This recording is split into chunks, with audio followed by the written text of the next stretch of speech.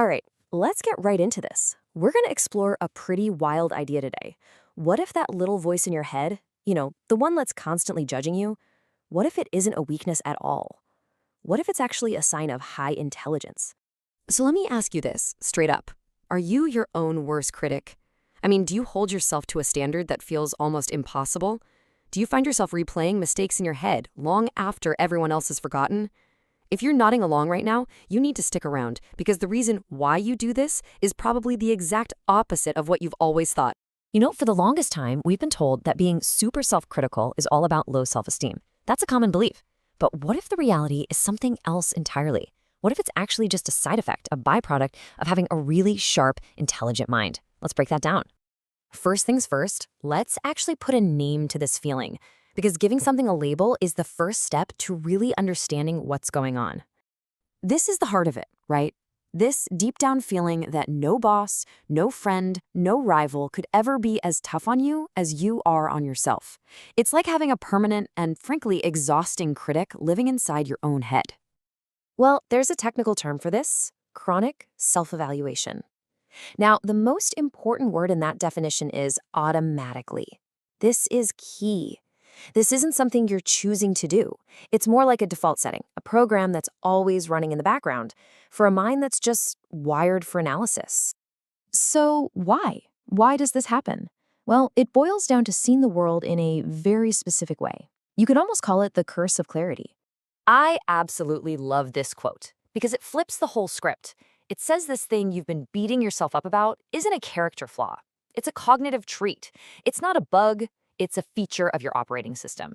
And this is the root cause. A highly intelligent brain is like a 4K television next to an old standard def model. It just picks up more detail. And that extra detail includes all the flaws, the tiny inconsistencies, and every little area for improvement that most people, they just gloss right over. It's not that you're being negative, you're just seeing with a higher resolution. So let's pull back the curtain and look at the actual science of how the brain does this. It comes down to a really powerful process called metacognition. Now, metacognition sounds super academic, I know, but the idea is actually pretty simple. It's your brain's ability to step back and observe itself in action. So you don't just have thoughts, you're simultaneously analyzing the quality of those thoughts, the logic behind them, and how effective they are, often while they're still happening. And here's what that looks like in real time. It's a loop. Step 1, you have a thought, an idea, or you do something. But it doesn't stop there. Instantly, step 2, your brain kicks into analysis mode. And then, step 3, because of that curse of clarity we just talked about, it is incredibly good at spotting every single flaw and gap. This cycle just runs on repeat all day long. This is the perfect way to think about it. It's like you have a world-class editor living in your head. And before you can even finish a thought or an action, that editor is already there, red pen in hand, highlighting every little mistake and every potential improvement. It's your own internal quality control working 24/7. Okay, so we've named the feeling, we've looked at the science. Now for the most important part, the part that changes everything. How we can reframe this inner critic, not as your enemy, but as a sign of your own potential. If you only take one thing away from this, let it be this: your self-criticism is proof of your potential. Why? Because you can only critique something if you can imagine something better. That critical voice isn't just there to tear you down, it exists because your mind has a crystal clear vision of what you're capable of becoming. Look at it like this. On one side, you have what is, your current reality. On the other side, you have what could be, your untapped potential.